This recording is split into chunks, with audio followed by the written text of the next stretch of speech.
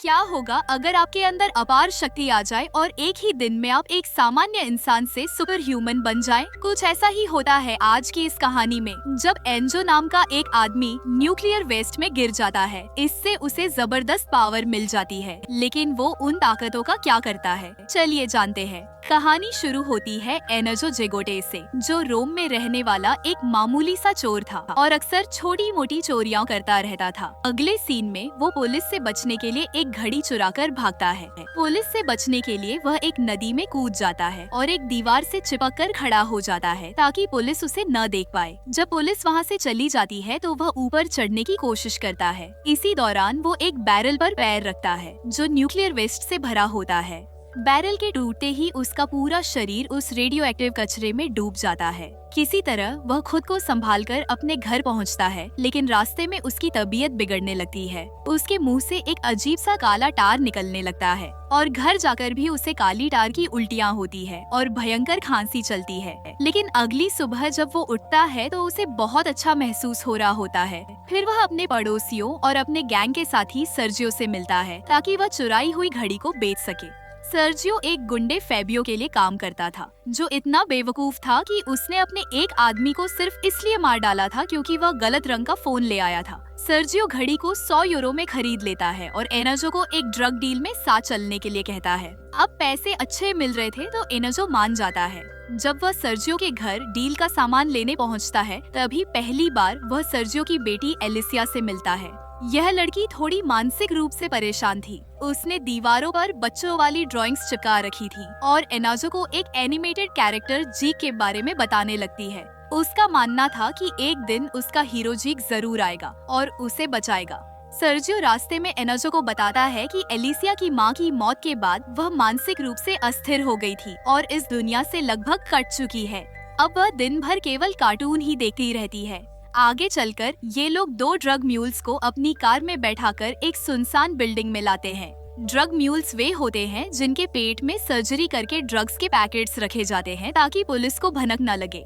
लेकिन उनमें से एक आदमी के पेट में ड्रग्स का पैकेट फट जाता है और ओवरडोज से उसकी मौत हो जाती है। उसके भाई को लगता है कि यह सर्जियो की गलती थी, इसीलिए वह सर्जियो को कई गोलियां मार देता है। मरने से पहले सर्जियो उस लड़के का सिर दीवार में मारकर अपना बदला ले लेता है, लेकिन अपनी आखिरी सांस में वह एनजो को भी गोली मार देता है और एनजो बिल्डिंग से नीचे गिर जाता है। एक आम इंसान का इतनी ऊंचाई से कंक्रीट पर गिरना जानलेवा होता, लेकिन एनजो बच जाता है। उसकी आंखें खुलती हैं और वह उठ खड़ा होता है। उसे कुछ समझ नहीं आता कि यह क्या हुआ। दूसरी ओर फेबियो और उसके आदमी क्लब में नंजिया कोसिमो नाम की एक बड़ी ड्रग डीलर के साथ होते हैं। नंजिया फेबियो से ड्रग्स के बारे में पूछती है और वह झूठ बोल देता है कि सब ठीक चल रहा है। जब एनाजो घर लौटा है तो एलिसिया उससे अपने पिता सर्जियो के बारे में पूछती है, लेकिन वह कोई जवाब नहीं देता और अपने फ्लैट में चला जाता है। एलिसिया बार बार उसके दरवाजे पर दस्तक देती है। तंग आकर एनजो गुस्से में दरवाजे पर मुक्का मारता है और वह मुक्का दरवाजे को चीरकर आर पार निकल जाता है। यह देखकर वह हैरान रह जाता है। इसके बाद वह अलमारी को धक्का मारता है जो दीवार से जा टकराती है। अब उसे समझ आ जाता है कि रेडियो एक्टिव वेस्ट के कारण उसके अंदर सुपर ह्यूमन स्ट्रेंथ आ गई है। लेकिन एक चोर कहाँ सुधरता है। उसी रात वह एटीएम मशीन को उखाड़ लाता है और उसमें से पैसे निकालकर ढेर सारा अच्छा खाना खरीदता है। अब उसकी ताकत के कारण उसके जख्म भी जल्दी ठीक होने लगे थे। उसके कंधे पर गोली का घाव कुछ ही घंटों में भर जाता है। नीचे फेबियो और उसके आदमी एलिसिया से उसके पिता के बारे में पूछताछ करने लगते हैं। उन्हें लगता है कि सर्जियो ड्रग्स लेकर भाग गया है। तभी एनजो खिड़की तोड़कर एक मास्क और हुडी पहनकर कमरे में आता है और अपनी अपार शक्ति के कारण वह सारे गुंडों की धुलाई कर देता है।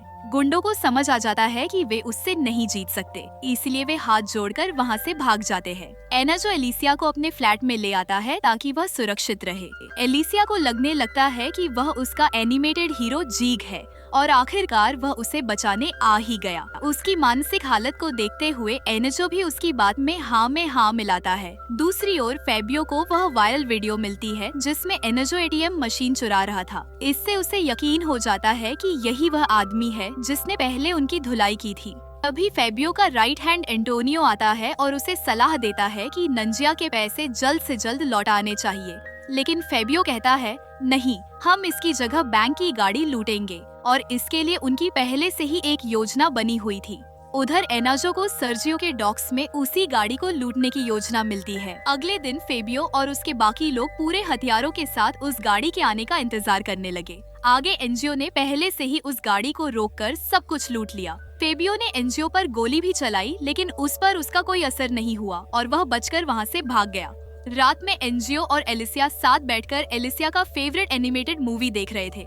एनजियो जब थोड़ा एलिसिया के करीब आया तो वह डर गई और जोर जोर से चिल्लाकर रोने लगी। पता चला कि उसके बीते हुए जीवन में किसी ने उसका यौन शोषण किया था। अगले दिन जब एलिसिया बार बार अपने पिता को बचाने की बात करने लगी, तब एनजियो उसे एक बहुत बड़े बंद राइड पार्क में ले गया। वहाँ एनजियो ने अपनी शक्तियों का इस्तेमाल करके उसे राइड दिलवाई। दूसरी तरफ फेबियो और एंटोनियो में बहस शुरू हो गई, क्योंकि एंटोनियो कह रहा था कि हमें निंजिया से पैसे उधार लेकर चुका देने चाहिए, चाहे इसके लिए हमें कर्जा ही क्यों न लेना पड़े। लेकिन फेबियो इसके लिए बिल्कुल तैयार नहीं था। उसने एंटोनियो पर कुत्ते छोड़ दिए और एंटोनियो को मरवा डाला। वहीं एनजियो ने एक बड़े मॉल में एलिसिया को एक बहुत ही सुंदर ड्रेस दिलवाई, जो उसकी हमेशा से ख्वाहिश थी। बाद में एनजियो ने एलिसिया को सर्जियो की मौत के बारे में भी बताया। वह उससे कहती है, तुमने मेरे पापा को बचाया क्यों नहीं? उधर बैंक से पैसे चोरी होने की खबर हर न्यूज चैनल पर छा गई और एनजियो सुपर क्रिमिनल नाम से वायरल हो गया। इस वजह से अब फेबियो भी ऐसी ही सुपर ह्यूमन ताकत पाना चाहता था। इसी दौरान एलिसिया एनजियो से नाराज होकर एक बस में चढ़ गई, लेकिन एनजियो ने अपनी पूरी ताकत से उस बस को आगे बढ़ने से रोक दिया। वह अंदर गया और एलिसिया से माफी मांगी और एलिसिया भी उसके साथ चलने को राजी हो गई। लेकिन एनजियो भूल गया था कि उसने अपनी टोपी और मास्क नहीं पहना है। जब उसने चारों तरफ देखा तो लोग उसकी वीडियो बना रहे थे। वह जल्दी से एलिसिया को लेकर वहाँ से निकल गया। दूसरी ओर कोई चारा न बचने पर फेबियो ने अपनी एक दूसरी ड्रग डीलर दोस्त से पैसे उधार ले लिए, ताकि वह निंजिया से पीछा छुड़ा सके। लेकिन तय समय पर पैसे न मिलने से निंजिया बहुत गुस्से में थी। जल्द ही दोनों ग्रुप्स में फाइट शुरू हो गई और गोलियां चलने लगी। आखिर में सिर्फ फेबियो और निंजिया ही जिंदा बचे। अपनी लोकेशन पर पहुंचकर फेबियो ने देखा कि उसके सारे गुंडे मारे जा चुके थे। तभी टीवी पर बस रोकने वाली एनजियो की वीडियो वायरल हो गई। ये देखकर फेबियो ने उसका चेहरा पहचान लिया और उसे ढूंढने निकल पड़ा। वहीं दूसरी तरफ एनजियो और एलिसिया अब दूसरे शहर भागने की तैयारी में थे, क्योंकि पुलिस को एनजियो के हुलिये का पता चल गया था। दोनों एक होटल में रुके और वहीं फेबियो अपनी गन लेकर आ पहुंचा। उसने एनजियो को ट्रैंक्विलाइजर गन से बेहोश कर दिया।